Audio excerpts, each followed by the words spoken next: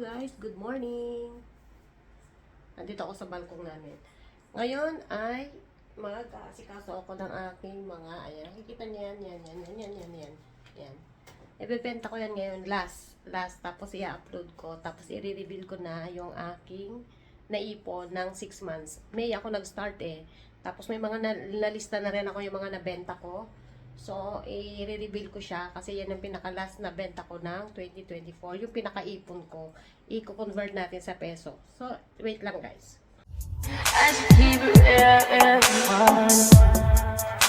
High volume. Am I really that much?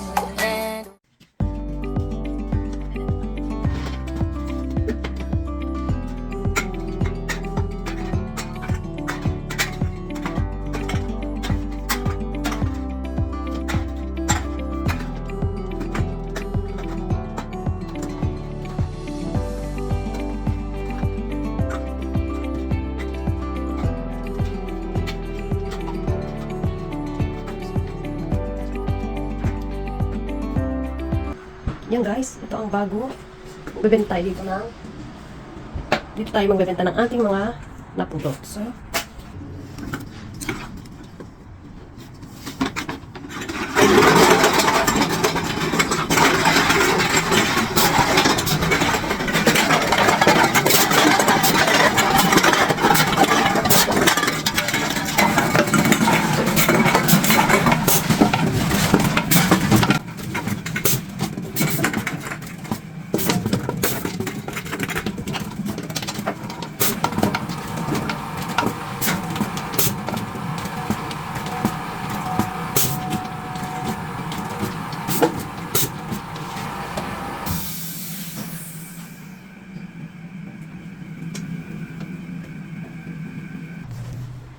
ayan guys, diyan ka magbebenta. Diyan ka magbebenta guys ng mga botelya o mga nakuha. Hello guys, good morning! Nandito ako sa balkong namin. Ngayon ay mag-aasikaso ako ng aking mga, ayan, nakikita niyo yan. Ibebenta ko yan ngayon, last, tapos i-upload ko, tapos i-reveal ko na yung aking naipon ng 6 months. May ako nag-start tapos may mga nalista na rin ako yung mga nabenta ko. So, i-reveal ko siya kasi yan ang pinaka-last na benta ko ng 2024. Yung pinaka-ipon ko, i-convert natin sa peso. So, wait lang guys.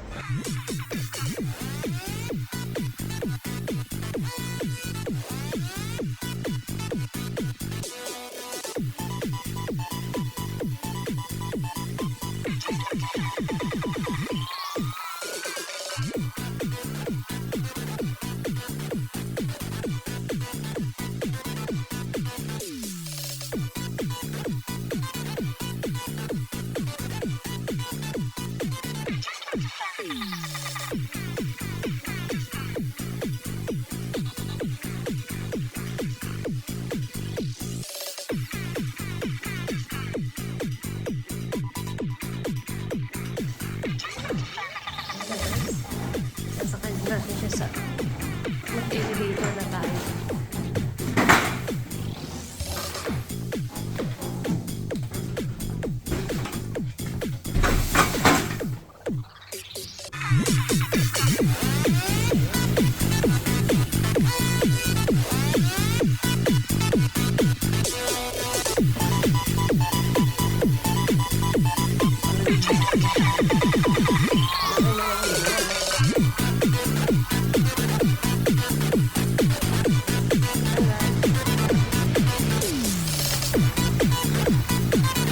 Malapit lang natin ibebenta yung ating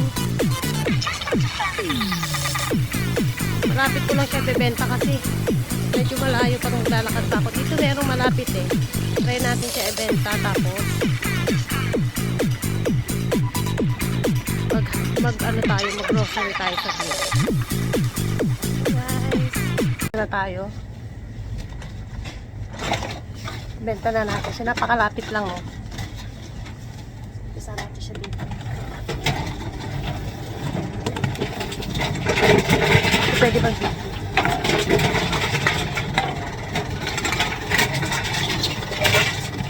Yun nga lang pa isa-isa siya dito.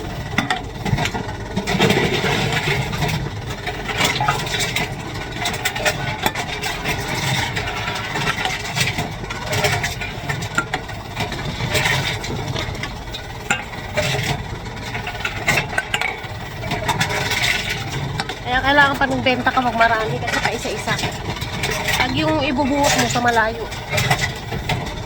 Sa malayo siya. Kailangan mo gumamit ng kotse.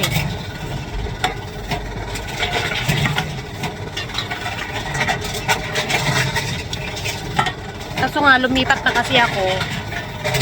Lumipat na ako ng bahay. So,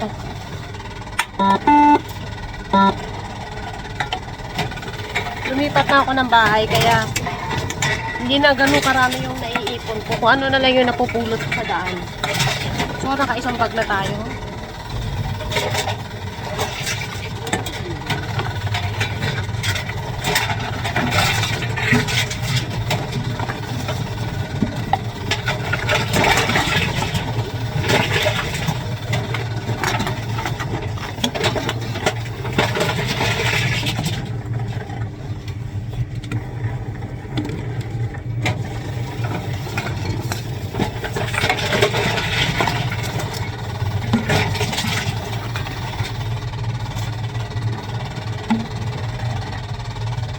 Ayaw.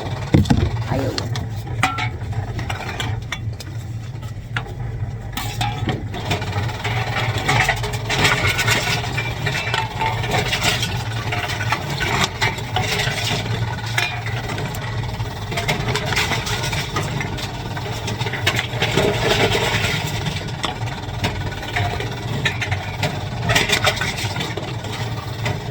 ₱46 na ako, oh.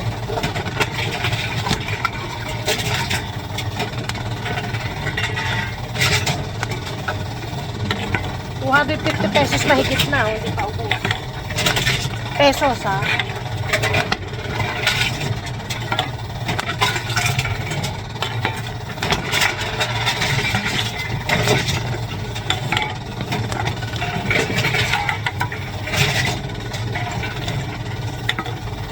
Nakakangawit pagka isa-isa.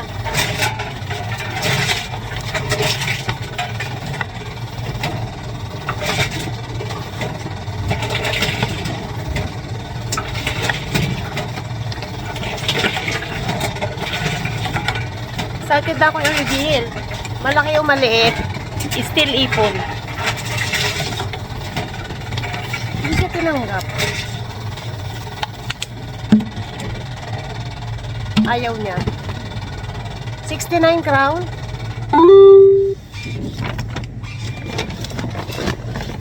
Ito na guys.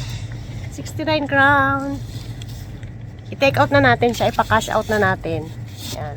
Ito kasi cash ko siya makukuha, so ihuhulog ko siya sa account ko. Kaya lahat nung napagbebentahan ko, parang ginagamit ko pambayad sa binibili ko. Tapos kung magkano yung palit, yun ang hinuhulog ko sa bangko ko sa Pinas. Sa Pinas po lahat napupunta yung kinikita ko dito. Minsan iniipon ko siya, tapos pag sahod ko, binabayad ko siya. Tapos pinapalitan ko kasi sa account ko nga ginagamit. Tapos dinadagdagan ko rin siya guys. Dinadagdagan ko siya ng, syempre sa sweldo ko din. Sa sweldo ko rin yan. So, see you later. Hello guys! Today ay i-review ko na ang aking kinita sa loob ng 6 months. Parang 6 months na rin.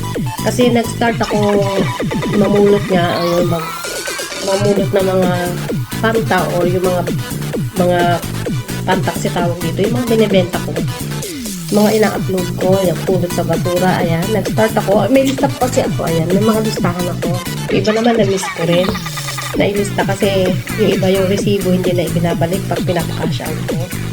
So nag-start ako, meron akong lista, nag-start ako ng May 14, tapos May 26 ko siya binenta. Nag-start ako ng benta May 26 hanggang yesterday. Since yesterday, bali November 26. Yan, November 26 yung last na benta ko. Yan yung naka-upload. Bali, dalawa yan eh. Itong video ngayon is 2 beses ako nagbenta. Yung isa yung September 18 at saka yung kahapon na November.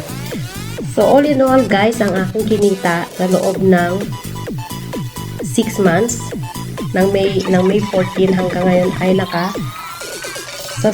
sa Swedish crown ay naka 3,059 Swedish crown.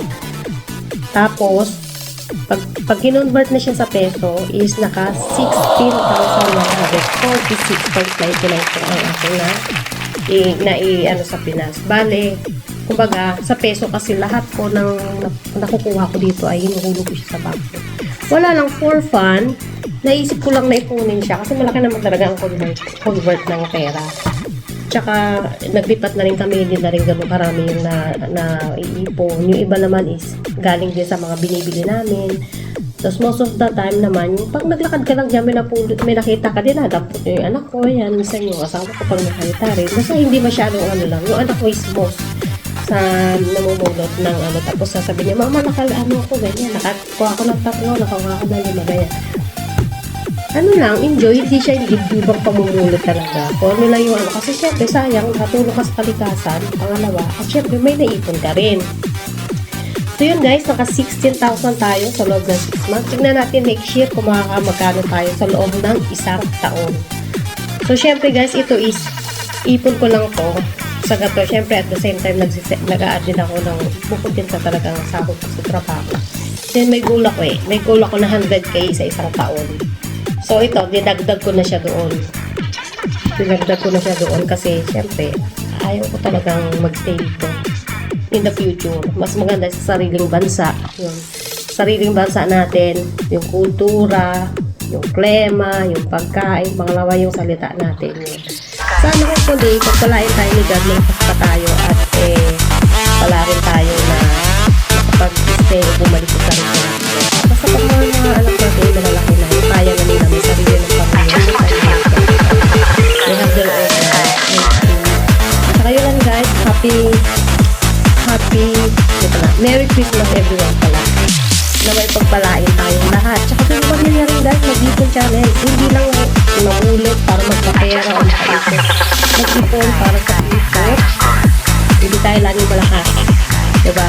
Although nagsisend din ako sa Pilipinas ng pera o Pilipinas ako. Pero siyempre, kahit palitin din, ilang percent lang ang sahod natin. Kailangan natin para sa future ba? Malay, hindi natin nila na ang buhay natin kung hanggang kailan tayo.